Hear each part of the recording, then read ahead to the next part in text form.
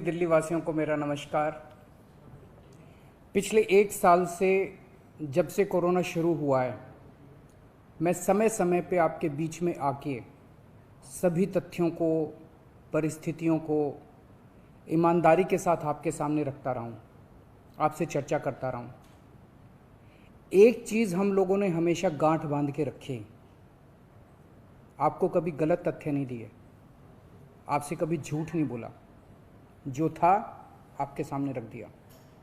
अगर स्थिति अच्छी थी तो भी आपको बताया, स्थिति खराब थी तो भी आपको हमने ईमानदारी से बताया, क्योंकि हम पहले दिन से समझ गए थे कि ये इतनी बड़ी आपदा है कि आपके साथ के बिना, जनता के साथ के बिना अकेले इस आपदा से सरकार सामना नहीं कर सकती। जनता का सहयोग और जनता की सहभागिता इस पूरे संघर्ष में बेहद ज़रूरी है। और जब तक जनता को सच नहीं बताया जाएगा, सारे तथ्य जनता के सामने नहीं रखे जाएंगे, तब तक जनता की भागीदारी सुनिश्चित करना असंभव था। इसीलिए हमने हर चीज़ आपके सामने रखी। हमने टेस्ट नहीं कम होने दिए। आज दिल्ली के अंदर सबसे ज़्यादा टेस्ट हो रहे हैं। मैं तो ये कहूँगा कि अगर प्रति 10 लाख की पॉपुलेशन पे देखा जाए तो शायद पूरी दुनिया में सबसे ज़्यादा टेस्ट दिल्ली में हो रहे हैं। मैंने देखा कि कई जगहों पे उन्होंने टेस्ट कम कर दिए, टेस्ट कम कर दिए तो केस कम आने लग गए। इस तरह से तथ्यों के साथ कई जगह हेरफेर करने की कोशिश की गई। हमने ऐसा नहीं किया। हमने टेस्ट कम नहीं किए, उल्टे कम करने की वजह हमने दिल्ली में टेस्ट कई गुने बढ़ा दिए। आज लगभग 1 लाख टेस्ट दिल्ली में डेली हो रहे हैं। हमने मौत के आंकड़े आपसे नहीं छुपाए। जितनी मौतें होती थी हमने सब आपके सामने रखी, ईमानदारी से रखी।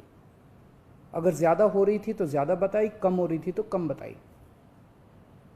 कितने बेड्स हैं, कितने आईसीयू बेड्स हैं, क्या परिस्थितियां हैं, हर चीज़ आपके सामने ईमानदारी के साथ रखी।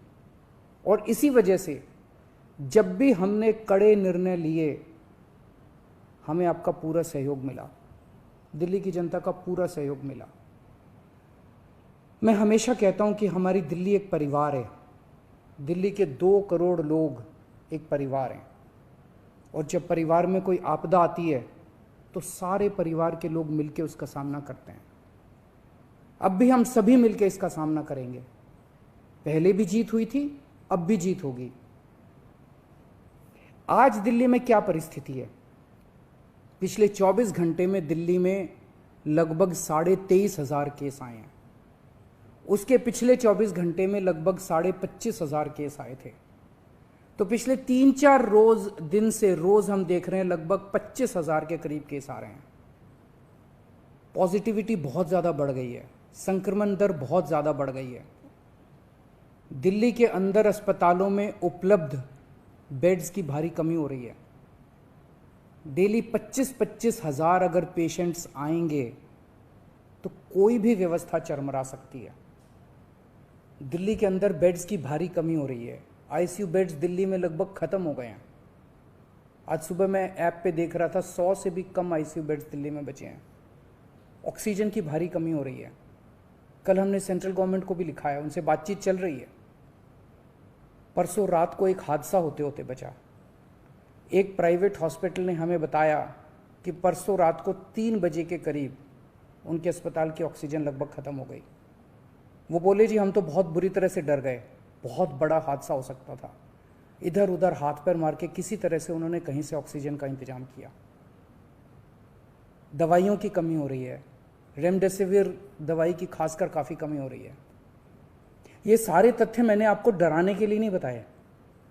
ये सारी परिस्थिति है, और इन परिस्थितियों में हमें अब अगला कदम क्या उठाना है, इस पे चर्चा करने के लिए मैंने आपको ये परिस्थिति बताई है। तो दिल्ली के अंदर कोरोना की परिस्थिति काफ़ी गंभीर है। अभी तक हमने दिल्ली के अंदर हेल्थ सिस्टम को बड़े अच्छे तरीके से मैनेज किया। दिल्ली में चौथी वेव आई है। पहली वेव पिछले साल जून में आई थी, जिसमें 4,500 के करीब केस आए थे। दूसरी वेव आई फिर सितंबर में, फिर तीसरी वेव आई जिसमें 8,500 के करीब केस आए थे। दुनिया के कई शहर ऐसे हैं, बड़े बड़े देशों के, विकसित देशों के शहर, जहाँ 6,000 केस आए तो उनका पूरा हेल्थ सिस्टम चरमरा गया, कोलैप्स कर गया। दिल्ली में 8,500 केस आए पिछली बार तीसरी वेव में, तब भी हमारा सिस्टम कोलैप्स नहीं किया, उल्टे हमने और ज़्यादा अपनी तैयारियां शुरू कर दी। आज 25,000 केस आए हैं। अब दिल्ली का हेल्थ सिस्टम अपनी सीमा तक पहुंच गया है। हमारा हेल्थ सिस्टम अब बहुत ज़्यादा तनाव में है। मैं ये नहीं कहूँगा कि हमारा हेल्थ सिस्टम अभी कोलैप्स किया है, लेकिन आज हमारा हेल्थ सिस्टम बहुत ज़्यादा तनाव में है। किसी भी हेल्थ सिस्टम की अपनी सीमाएं होती हैं। अनगिनत पेशेंट्स तो कोई भी सिस्टम नहीं ले सकता ना। किसी भी सिस्टम की अपनी सीमाएं हैं। पिछले 5 साल में आपकी सरकार ने दिल्ली में बहुत बड़े स्तर पे स्वास्थ्य के क्षेत्र में काम किया है। खूब नए हॉस्पिटल खोले हैं, मोहल्ला क्लिनिक, पॉलीक्लिनिक बनाए हैं। बहुत बड़े स्तर के ऊपर स्वास्थ्य के क्षेत्र में काम हुआ है। यही कारण है कि आज 25,000 केस के ऊपर भी दिल्ली का सिस्टम चल रहा है। लेकिन अब इसके बाद अगर तुरंत कुछ कठोर कदम नहीं उठाए गए तो ये सिस्टम कोलैप्स कर सकता है। और अगर हेल्थ सिस्टम कोलैप्स कर गया तो मुझे डर है कहीं बहुत बड़ी त्रासदी ना हो जाए। जैसे मैंने बताया कि कल एक अस्पताल में ऑक्सीजन बिल्कुल ख़त्म हो गई थी और बहुत बड़ी त्रासदी होते होते बची। मैंने वीडियोस देखे हैं, तस्वीरें देखी हैं, आपने भी देखी होंगी सोशल मीडिया पे। दुनिया के कई शहर ऐसे हैं जहां कॉरिडोर में पेशेंट्स पड़े हुए हैं, सड़कों के ऊपर लोग दम तोड़ रहे हैं। अभी तक हमने दिल्ली को उस किस्म की त्रासदी से बचाया है, वैसा नहीं होने दिया। आज सुबह 11 बजे मेरी और एलजी साहब की मीटिंग हुई और इन सारे पहलुओं के ऊपर, सारी परिस्थिति के ऊपर काफ़ी विस्तार से बातचीत हुई। और उस बातचीत के बाद हमें ये लगा कि दिल्ली का हेल्थ सिस्टम बड़ी मात्रा में और अधिक पेशेंट्स अब लेने में असमर्थ है। अगर हमने अभी लॉकडाउन नहीं लगाया तो कहीं ऐसा ना हो कि बड़ी त्रासदी हो जाए। हम किसी भी हालत में दिल्ली को उस परिस्थिति में नहीं ले जाना चाहते जहां कॉरिडोर के अंदर पेशेंट्स पड़े हैं, सड़कों पे लोग दम तोड़ रहे हैं। आज सभी परिस्थितियों का जायजा लेने के बाद आपकी सरकार को ये लगता है कि दिल्ली में कुछ दिन के लिए लॉकडाउन लगाना ज़रूरी है। तो आज रात को 10 बजे से अगले सोमवार को सुबह 5 बजे तक 6 दिन के लिए दिल्ली में लॉकडाउन लगाया जा रहा है। इस दौरान जाहिर है कि जो एसेंशियल सर्विसेज हैं वो जारी रहेंगी, खाने पीने की, मेडिकल व्यवस्थाओं की वो जारी रहेंगी। ये शादियों का सीज़न है, लोगों के बड़े मुश्किल से रिश्ते बनते हैं, हम उनके रिश्ते तोड़ना नहीं चाहते। तो लोगों की शादियां संपन्न हों, लेकिन केवल 50 लोगों के गैदरिंग के साथ संपन्न हो। उसके लिए अलग से पास दिए जाएंगे। इसके बारे में अभी थोड़ी देर में डिटेल्ड ऑर्डर जारी हो जाएगा कि कौन कौन सी चीज़ें जारी रहेंगी और कौन सी चीज़ों पर पाबंदी रहेगी। मैंने और एलजी साहब के हम दोनों ने निर्णय तब लिया है जब हमारे पास कोई उपाय नहीं बचा था। हमारे लिए ये निर्णय लेना आसान नहीं था, क्योंकि मैं समझ सकता हूँ कि लॉकडाउन के दौरान किस तरह से लोगों के रोज़गार ख़त्म हो जाते हैं, लोगों की कमाई ख़त्म हो जाती है, और ख़ासकर सबसे गरीब तबके के लिए तो ये बेहद मुश्किल होता है। जो दिहाड़ी करके रोज़ कमाते हैं उनके लिए तो बेहद मुश्किल हो जाता है। पिछली बार जब देश में लॉकडाउन लगा था, हमने देखा कि किस तरह बड़ी संख्या में प्रवासी मजदूर अपने गांव जाने लगे थे। उनसे मैं ख़ास तौर से हाथ जोड़ के अपील करना चाहता हूँ, ये छोटा सा लॉकडाउन है 6 दिन का, दिल्ली छोड़ के मत जाइएगा। आपके आने जाने में इतना समय खराब हो जाएगा, इतना पैसा खराब हो जाएगा, इतनी ऊर्जा खराब होती है। दिल्ली में रहिए। मुझे उम्मीद है कि ये छोटा लॉकडाउन है और छोटा ही रहेगा। मुझे पूरी उम्मीद है कि शायद बढ़ाने की ज़रूरत ना पड़े। आप दिल्ली में रहिए।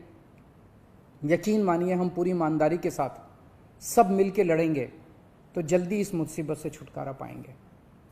मैं आपको यकीन दिलाता हूँ, सरकार आपका पूरा ख्याल रखेगी।